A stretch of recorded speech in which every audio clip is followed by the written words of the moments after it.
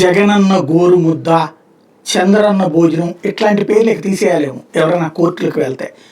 అట్లాగే మాజీ ముఖ్యమంత్రుల ఫోటోలు పెట్టడానికి వీల్లేదు పథకాల మీదన. ఇది తాజాగా మద్రాస్ హైకోర్టు ఇచ్చిన ఆదేశాలు. మరి రాబోయేటటువంటి రోజుల్లో ఇక్కడ కూడా ఏమైనా అమలవుతాయేమో చూడాలి.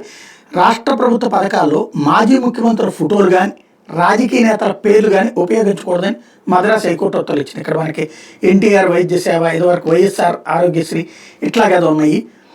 ఉంగళం డన్ స్టాలిన్ పథకం మీద ప్రకటనలో మాజీ సీఎం కరుణానిధి, ప్రస్తుత ముఖ్యమంత్రి స్టాలిన్ తదితరుల ఫోటోలు ఉండడాన్ని వ్యతిరేకిస్తూ అన్నాడీఎంకే ఎంపీ షణ్ముగం మద్రాస్ హైకోర్టులో పిటిషన్ వేశారు. Petition high court chief justice M M Srivastava, justice సుందరమోహన్లతో కూడిన ధర్మాసనం ఎదుట శుక్రవారం విచారణకు వచ్చింది.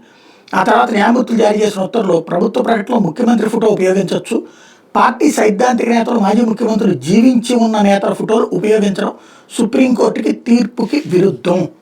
ఆ లెక్కనైతే మన వాళ్ళందరి ఫోటోలకు సంబంధించి ఇప్పుడు ఎన్టీఆర్ ఫోటోలు వీళ్ళు వేస్తుంటారు, రాజశేఖర రెడ్డి ఫోటోలు వాళ్ళు వేస్తుంటారు వాళ్ళు ప్రభుత్వంలో ఉన్నప్పుడు, అవి తీసేయాల్సి ఉంటుంది.